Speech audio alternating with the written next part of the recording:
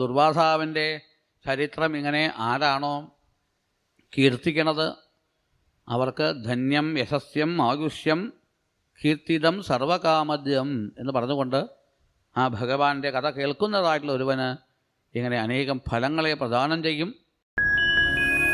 ദുർവാസാവ് അവതാരം എന്നുള്ളത് ശരിക്കും ചിന്തിച്ചു കഴിഞ്ഞാൽ ദുർവാസാവ് ആരുടെ മകനാണ്?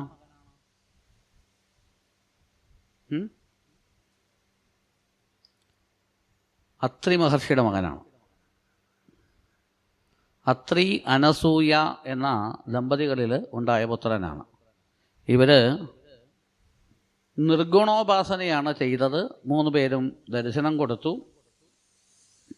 നിങ്ങൾ 3 പേരും ഈ ലോകത്തിന് മുഴുവൻ പൂജ്യരായുള്ള ആളുകളാണ്. അങ്ങനെ ഇരിക്കെ ഞാൻ ധ്യാനിച്ചത് യഥാർത്ഥത്തിൽ ഒരേ ഒരു ഈശ്വരനെയാണ്. എന്നാൽ നിങ്ങൾ 3 പേരും ദർശനം തന്നു.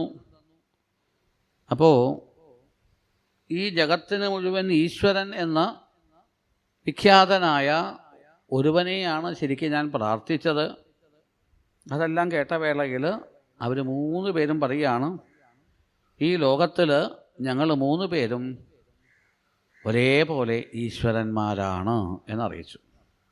ഇത് ഭാഗവതത്തിൽ വരുന്ന അതേ കഥയാണ്, മാറ്റമൊന്നുമില്ല. 3 പേരും സമാനന്മാരാണ്, ഒരു മാറ്റവുമില്ല. 3 പേരും ഒരേപോലെ അനുഗ്രഹിക്കാൻ കഴിവുള്ള ആളുകളാണ്. അതുകൊണ്ട് തന്നെ ഞങ്ങൾ അങ്ങക്ക് ഞങ്ങളുടെ അംശമായിട്ട് ഓരോരോ പുത്രന്മാരെ നൽകാം എന്ന് പറഞ്ഞുകൊണ്ട് അവരുടെ ഓർമ്മയ്ക്കായിട്ട് ഓരോരോ പുത്രന്മാരെ കൊടുത്തു. അതിൽ ബ്രഹ്മാവിൻ്റെ അംശമായി ഉണ്ടായതാണ് സോമൻ. പിന്നീട് വിഷ്ണുവിൻ്റെ അംശമായിട്ട് ഉണ്ടായതാണ് ദത്തൻ. പിന്നീട് പരമേശ്വരൻ്റെ അംശമായിട്ടുണ്ടായതാണ് ദുർവാസാവ്. ഇങ്ങനെ 3 പേരും ആ അത്രി മഹർഷിയുടെ പുത്രന്മാരായിട്ട് മാറി എന്ന കഥ ഇവിടെ ചുരുക്കി പറയുന്നുണ്ട്. ദുർവാസാവിൻ്റെ കുറേ കഥ പറയുന്നുണ്ട്, ഞാൻ പ്രധാനമായിട്ടുള്ളത് മാത്രമേ എടുത്തു പറഞ്ഞുള്ളൂ. അങ്ങനെ അത്രിയുടെ പുത്രനായി മാറിയ ദുർവാസാവാണ് ധർമ്മപരീക്ഷയ്ക്കായിക്കൊണ്ട് ഇവിടെ അംബരീഷൻ്റെ അടുക്കലേക്ക് വന്നത്. അംബരീഷൻ്റെ അടുക്കൽ വന്നതോടുകൂടി അദ്ദേഹം അംബരീഷനെ ഭസ്മമാക്കുമോ അല്ലെങ്കിൽ കൊന്നുകളയുമോ എന്നൊക്കെ തോന്നുന്ന രീതിയിൽ ക്രോധത്തോടു കൂടിയാണ് വന്നത്. ഉടനെ അംബരീഷനെ രക്ഷിക്കാൻ സുദർശന ചക്രം പൊങ്ങി. ആ സുദർശന ചക്രത്തെ അവിടെ അങ്ങോട്ട് പറഞ്ഞ് മനസ്സിലാക്കുകയാണ് അശരീരി വാക്ക് എന്ന് പറയുന്നത്. അവിടെ ഒരു അശരീരി ഉണ്ടായി. അശരീരി വാക്ക് പറയുന്നു, സാക്ഷാൽ പരമേശ്വരൻ വിഷ്ണുവിന് സമർപ്പിച്ചതായ ചക്രമാണ് ഇപ്പോൾ ഇവിടെ പൊങ്ങിയിട്ടുള്ളത്. അതുകൊണ്ട് തന്നെ ഈ ചക്രത്തെ ശാന്തമാക്കുക എന്ന് അംബരീഷനോട് പറയുകയാണ്. സാധാരണ ഒരു മുനിയല്ല ദുർവാസാവ്.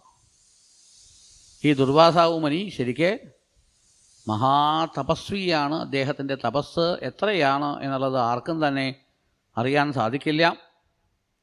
നിൻ്റെ ധർമ്മം പരീക്ഷിക്കുവാൻ വേണ്ടി വന്നതാണ് ഈ ദുർവാസാവ്. അവിടെ ആ ദുർവാസാവിനെ ആശ്രയിക്കാതെ വേറെ രക്ഷയില്ല.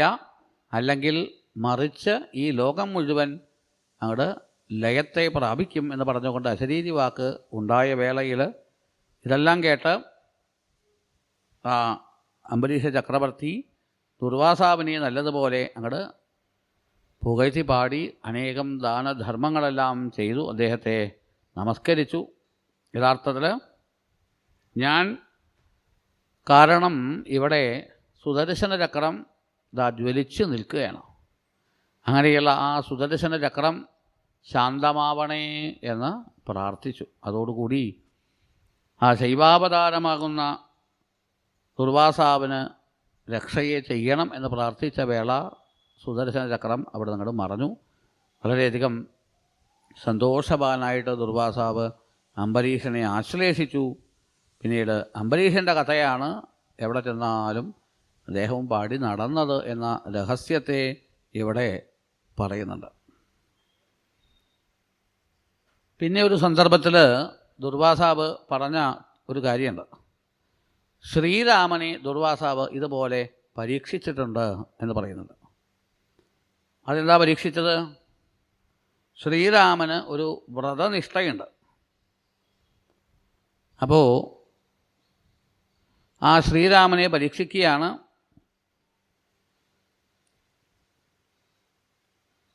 സാക്ഷാൽ ലക്ഷ്മണനെ നിർബന്ധപൂർവം അവിടെ അങ്ങോട്ട് അയക്കുകയാണ്. തൻ്റെ സഹോദരനായ ലക്ഷ്മണനെ ദുർവാസാവിൻ്റെ വാക്ക് കാരണം ശ്രീരാമൻ ത്യജിക്കുകയാണ് ഉണ്ടായത് എന്ന് പറയും. അതും നമുക്ക് ഉത്തര ഭാഗത്തിൽ രാമായണത്തിൽ കാണാൻ സാധിക്കും. എന്തായാലും ആ ഒരു ഭാഗത്തെ കൂടി ഇവിടെ എടുത്ത് പറയുന്നുണ്ട്. പിന്നെ ഭഗവാൻ ശ്രീകൃഷ്ണൻ്റേതായിട്ടുള്ള അവതാരത്തിൽ ദുർവാസാവ് വന്നു ചേർന്നതും കാണിച്ചു തരുന്നു. തൻ്റെ വാക്ക് സത്യമാക്കാൻ വേണ്ടി ദുർവാസാവ് പറഞ്ഞ വാക്ക് അത് അതേപോലെ പിൻപറ്റിയതായിട്ടുള്ള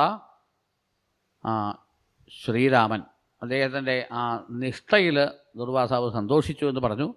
ശ്രീകൃഷ്ണനെയും അതേപോലെ ഈ നിയമത്തിൽ ദുർവാസാവ് പരീക്ഷിക്കുകയാണ്. സാധു സംരക്ഷണത്തിനും അതുപോലെ ഭൂഭാരത്തെ പോക്കുവാനുമായിക്കൊണ്ട് ബ്രഹ്മാവിൻ്റെ പ്രാർത്ഥനയാൽ ലോകത്തിൽ അവതരിച്ചതായിട്ടുള്ള ഭഗവാൻ ശ്രീകൃഷ്ണൻ വസുദേവരുടെ പുത്രനായിട്ട് വന്ന് ജനിച്ചു. ആ സമയത്ത് എത്രയെത്ര ദുഷ്ടന്മാർ ഭൂമിയിൽ ജനിച്ചതുകൊണ്ട് അവരെല്ലാം സാധുക്കളെയെല്ലാം പീഡിപ്പിക്കുന്നുവോ അങ്ങനെയുള്ള ആ ആളുകളെയെല്ലാം ഭഗവാൻ ഈ കൃഷ്ണാവതാരത്തിൽ വധിക്കുകയാണ് ചെയ്യുന്നത്. സാക്ഷാൽ കൃഷ്ണനാമം എന്നുള്ളത് യഥാർത്ഥത്തിൽ സാക്ഷാൽ സാധുബ്രാഹ്മണ രക്ഷണം എന്ന ഒരു വ്രതദീക്ഷയോടു കൂടിയാണ് ഭഗവാൻ ഇവിടെ വന്ന് അവതരിച്ചത്. അങ്ങനെ അനേകം ബ്രാഹ്മണരിൽ ഭഗവാൻ ഭക്തിയെ കാണിച്ചു. ആ സമയത്ത് ഭഗവാന്റെ ഒരു ലീല പറയുന്നുണ്ട് ഇവിടെ. ശ്രീകൃഷ്ണനെ ഭഗവാൻ ദുർവാസാവ് ശ്രീകൃഷ്ണ ഭഗവാൻ എങ്ങനെയാണ് പരീക്ഷിച്ചത്? അപ്പോൾ ശ്രീകൃഷ്ണനോടൊത്ത് രുക്മിണി ഇരിക്കുന്ന ഒരു സന്ദർഭം അദ്ദേഹം പൂട്ടിയിട്ടു അത്രേ.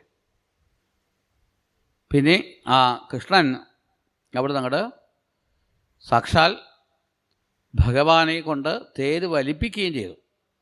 ഭഗവാന് ഒരു പ്രയാസവുമില്ല. ഈ സംസാരം തന്നെ ഭഗവാനോട് നോക്കി നടത്തുന്നത്. അദ്ദേഹം രുക്മിണിയോടൊത്ത് അവിടെ ഞങ്ങളുടെ തേരിൽ കയറിയിരുന്ന ഒരു ഭഗവാൻ ശ്രീകൃഷ്ണനെ കൊണ്ട് തേര് വലിപ്പിച്ച വേളയിൽ ഭഗവാൻ ഒരു ഭാവമാറ്റം ഉണ്ടാവില്ല. ഭഗവാൻ സന്തോഷത്തോടു കൂടി ആ തേര് വലിക്കുകയാണ് ഉണ്ടായത്.